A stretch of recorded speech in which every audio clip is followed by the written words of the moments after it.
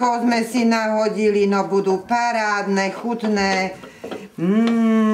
A potom nezabudnite si, ešte máme aj mliečka kyslieho a takisto máme aj sladké mliečko. No a už sme si to dobre rozmiešali. No ale budú dobre, no poď aj ty, Bibka, už sme si tu dali brinze, poď skúsiť aj ty.